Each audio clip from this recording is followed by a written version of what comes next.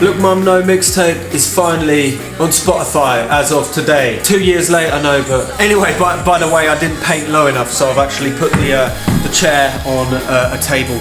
Pop on Look Mum No Mixtape. So I put up Look Mum No Mixtape right at the end of 2017. It was a video of a Fisher-Price tape player that was basically playing it with the lyrics on it, and it was just a video of all 4 songs. I put it up because I realised I hadn't actually put out any music for like a year and a half since my last band, Zebra, split up. So I went through all of my unfinished demos and basically picked the 4 most finished demos and just plonked them on a video, and voila. The first track, Stormy Weather. Stormy Weather being, you know, buildings falling down and all the water coming and making us have to live in water world. I wrote the chorus melody on my Yamaha DX7, which I had at the time. I don't have it anymore. It's pretty sad. Initially it was synthesizers on the verse, but then Ollie Burden came along and played a bass onto it and made it sound pretty funky. I did do a version of this song like 6 months before with my friend Simeon, but this is the version that ended up making it onto Look Mum No Mixtape. The next track, Living in the Paper, well, it's about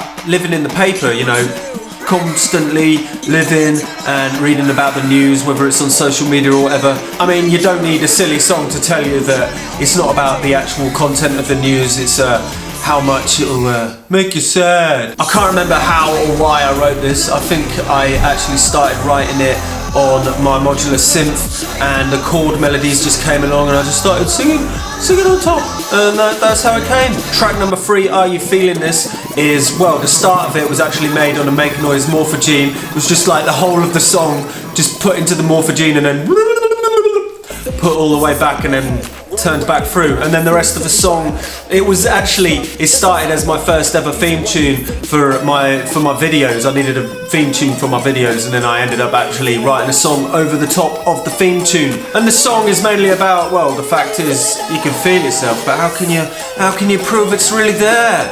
Or maybe we're all just mesh wireframes and 3D simulation, or maybe we're all inside Elon Musk's brain. But in the end of the day, who really cares? Living in the Back of the Paper started off as a modular synth jam. From the start to the finish, it was all like I just jammed for about 30 minutes and I picked out the best parts that I thought, and then I wrote a song over the top of it, including all the randomness and the weird stops at the end.